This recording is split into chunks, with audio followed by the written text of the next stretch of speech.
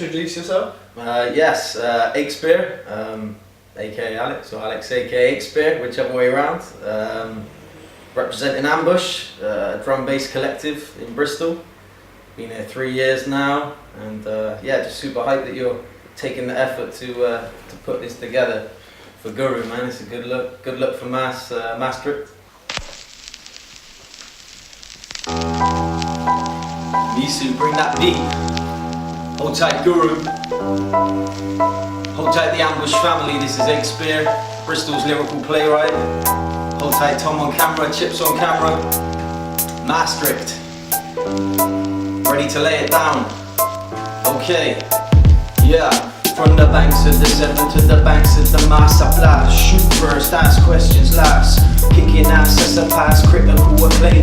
Difficult to say how I stay at the top of my game. Got on a plane, flew to the Netherlands.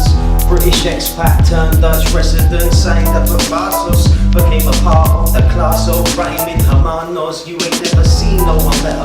From the West Country where the scenery's better. Getting it done, gradually relieving the pressure. Second to none, come with unbelievable checkers. Gunning and clever, yes I'm on the quest to find the truth. Write it down, spit it out, it's fire in the booth. When it's said and done, I'll go retire with the crew. Grab a lighter and a zoo, catch us up on St. Peter's, admiring the view.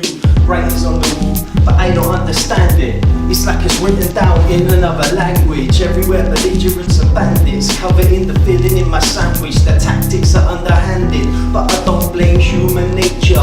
Greed of a few that creates a danger. The free market is no savior. Ain't even free, just a means to make inequality greater.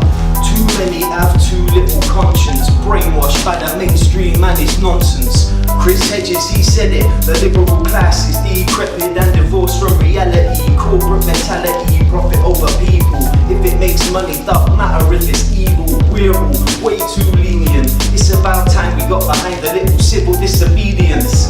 Ain't polite upon the mic and rude. Lewd like Keith Lemon on celebrity juice. The type of character that's never subdued. Never lose, type of dude who's a master at whatever I do. I reckon it's true. Everything they say about fame goes straight to your head, corrupts a man's brain.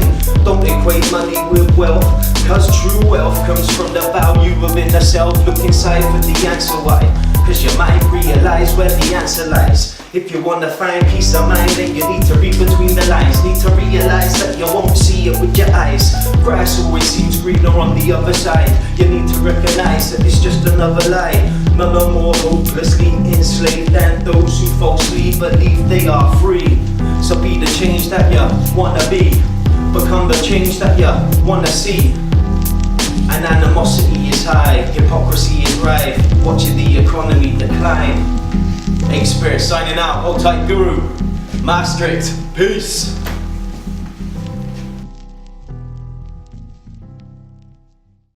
What got you into hip hop initially?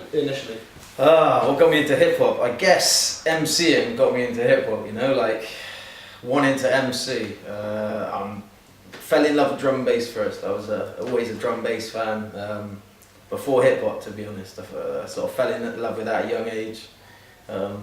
But falling in love with that really wanted to make me MC, you know, that was really what got me give me the passion for MCing. And then as soon as I had that, as soon as I had the bug, it was a case of wanting to just expand that wherever possible, man. And from there, it was kind of a natural step from the UK drum and bass scene to the hip hop scene. And back then, you know, sort of early 2000s, mid 2000s, and sort of like Kalashnikov, Skinny Man, Jazz, Task Force were on it, you know, with the yeah, you know, and so that was first really what got me into hip hop. Obviously, always loving or being aware of like the old sort of 90s classics and stuff. Scene. Yeah, well, actually, you know, always just knowing about the US scene, you know, just from where that always broke into the mainstream. Yeah. You always had exposure to it, you know, but the UK hip hop scene was very much underground, like the drum bass scene was, you know, back then. Still is, and yeah, it was my love for MCing that really got me into UK hip hop, and from there, man, just hip hop and lyricism, that was me, man.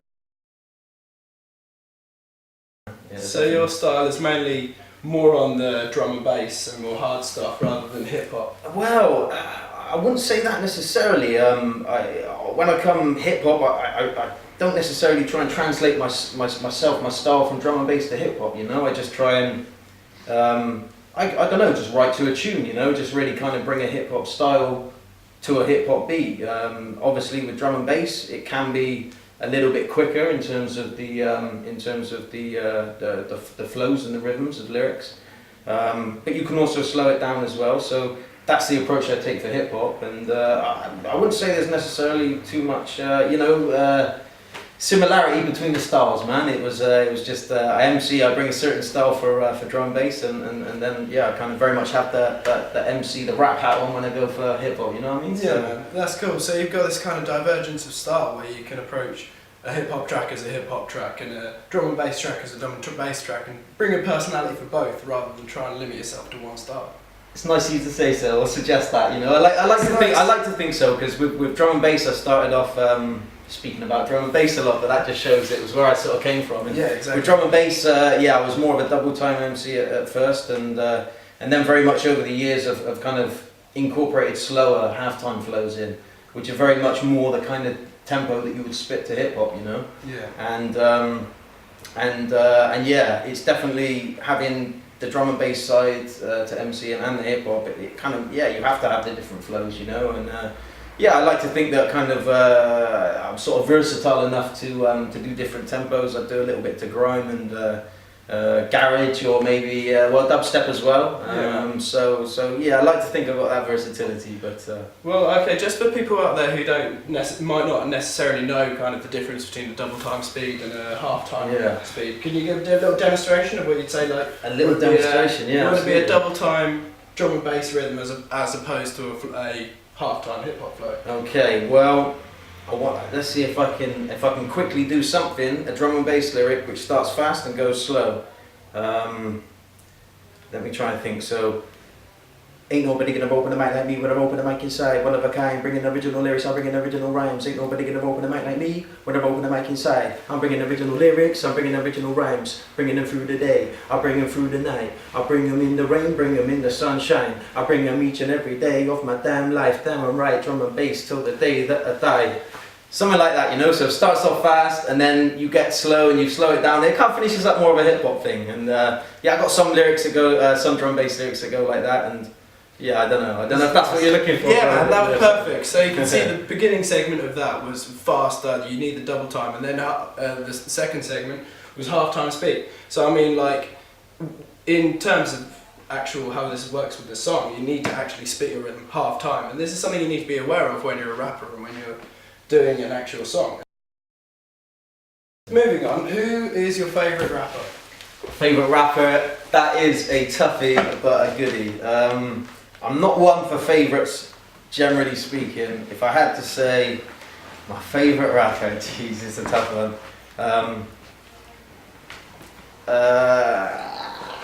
It's a real tricky one. I'm going to go for Big L, man. I'm going to go for Big L just because... Rest in peace. Yeah, rest in peace, Big L, man. Definitely one of the best to ever do it, and taken away at such a young age. So we don't even know what potential. Well, I mean, we could see the potential that Big L had, you know what I mean? But nobody knows the extent of what he could have been or what he could have done. So that is a little factor in why I just said Big L. But just classics, man. And such attitude with the flow. Just flow. Bury anyone, man. Seriously. Back in the heyday of hip hop as well. Absolutely, man. And hip hop was something to bop your head to instead of something to dress to. Yeah, true say. Anyone throughout history, alive or dead, who would you want to collaborate with? Okay, does it have to be hip hop or not? It doesn't have to be hip hop. Okay, maybe I should. Maybe it could be fucking Frank Sinatra. Any genre. Well, maybe I should give you one from hip hop.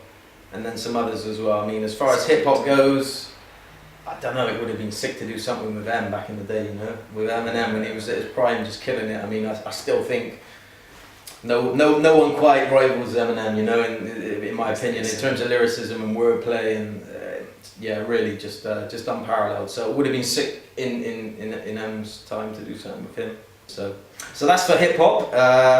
A guy called Bradley Knoll, who is the lead singer and guitarist for a band called Sublime. They're my favourite band.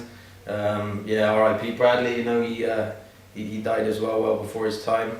He was just one of my favourite vocalists, and just yeah, loved to party, really brought that to his act, you know what I mean? And yeah, him certainly, that would have been a good couple of studio sessions, I reckon, you know?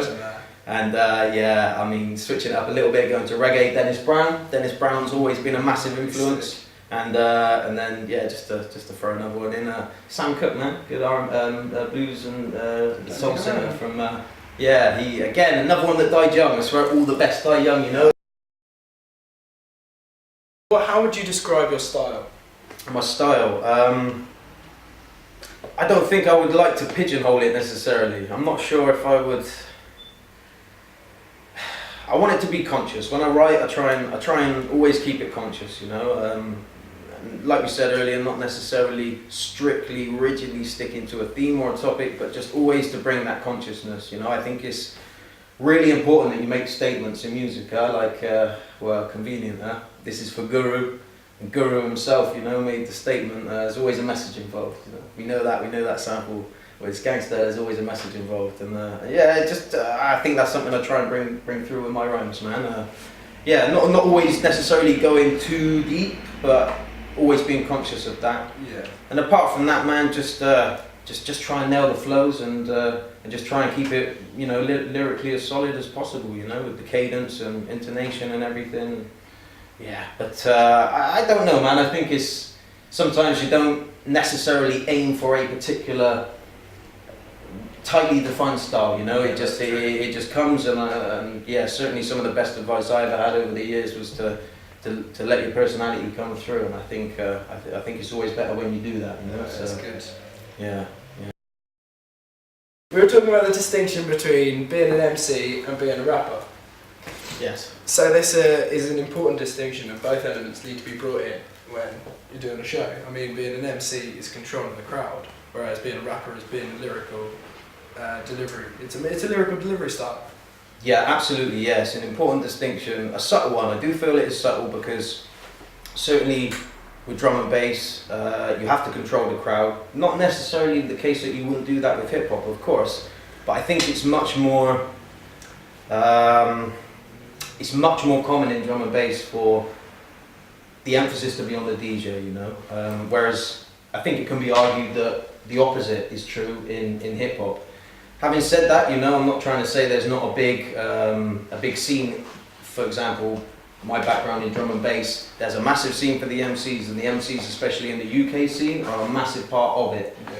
But I think what we can say is that the lyrical content is different from drum and bass to hip hop. And personally, that's one thing I like about hip hop. It allows me to have a depth of lyrical content that I wouldn't necessarily be able to convey so well in drum and bass, and that's where it gets back to the mic control element of drum and bass. You know, I think in drum and bass there's lyrical content without doubt, and the love for the MCs is there, but you can have a rave about the MCs, but not without the DJ. And I think when you go to hip hop, the emphasis is the other way around, much more on the MC. So I was going to ask, so how old were you when you got into MCing? Yeah, yes, over 10 years ago now. I mean, I first fell in love with drum and bass around 14, 15. For the first time, heard something that was underground and could have been hip hop, but it wasn't. It was drum bass. Where I grew up, it was drum bass. That was what everyone was into, what all my mates were into, and so yeah, it was like sort of 14, 15, getting hooked on this music, and then wanting to do it, wanting to practice it, you know, not just want to be a fan, I wanted to take it to the next level. And I think it was 16, I got a pair of decks and a mic, little monitor in the room, and just set it up for bedroom rinse outs, you know. And there was a small group of DJs and MCs around where we lived, and I used to do both, you know. I used to DJ, and I would say up until about 17, 18, I used to DJ drum bass and MC, and it was only when I first started getting some bookings around 17, 18 that I decided that it was I was probably more suited to the MCing as opposed to the spinning, and that's fair play. And so it's been, and writing lyrics from probably 16. I can remember old school books in like the year 10 or year 11 with, you know, they just got bars scattered all over them, you know. So it'd probably be hideous if I read them back now, you know. But they're there, and it just shows you. I was thinking at that young age. I'm 27 now, so you know, that's over 10 years. So. This one's mainly for the people out there who haven't got the balls to actually go in and start it. They got that feeling in their head that I want to write some bars, I want to do some freestyling. What gave you the balls to stand up and say, yeah, I'm going to do it in front of a crowd? And you got in front of that crowd, walked up and actually grabbed the mic and did it. Okay, the combination of things, you know, I think the passion has to be there, you know, you need to have the passion to be able to surmount the nerves sometimes. It's quite nerve-wracking putting yourself on display, and I think this is true of any form of artistry, you know, you're very much putting yourself out there to be judged and to be assessed or evaluated in some way, and it's quite a daunting experience, you know, unless you're blessed with an excessive amount of confidence, and perhaps that's not the best thing anyway, right? So yeah, it's very much a case of having that passion and letting that passion overcome the nerves, and ultimately just realizing that you're just as good as the next person, you know. You've got just as much right to have a shot, to have some mic time as the next person, as long as you go about it the right way and you're respectful at all times, you know. Nobody likes mic blaggers, and there's certainly a lot of them around, and there's a way that you do go about it and there's a way that you don't, but if you really want it, you've got the passion, then that will overcome the nerves, and you put the hard work in, and at the end of the day, talk is cheap, as we know, and if you really want it, I think that's how to go about it, that's how to put it into practice, you know. Yeah. I found that the community of people that you always have around you are so much more supportive than you initially think they would be as well. Like, you think you're going to go up there, flop, and then everyone's going to laugh. Yeah. But it's not. You go up there, you try a few bars, everyone dances, you're like, whoa, people are enjoying it. You choke a little bit, people don't mind. People don't even notice. Yeah. This is the thing, that people don't pay attention to lyrics when you're on stage always, and people don't really notice when you choke once or twice. Yeah. This allows you a little bit of leeway. This isn't to say, go up there and fuck up. Yeah, I'm glad you said that. Good. I'm glad you said that as well, because definitely one I forgot was to say, don't be too hard on yourself. You know, that's something that if you're too much of a perfectionist, you know, striving for excellence is good, but you can really suffer yourself if you're too much of a perfectionist. You know, and this is something that yours truly is far too, you know, very guilty of over the years, and so don't be too hard on yourself, and don't be afraid to have a go, and that goes back to the, you know, just deal with your nerves, you know, let that passion come through. Alright, thanks for coming along, Akespeare. It's been awesome to chat to you, you know, get this idea of what got you into hip-hop and drum and bass, and what got you into MCing. There'll be more of these to come, hopefully weekly, and stay tuned, coming from Guru. Peace. Yeah, it's Orlando with Guru. I'm going to be showcasing a new Maastricht rapper every week, so hit subscribe.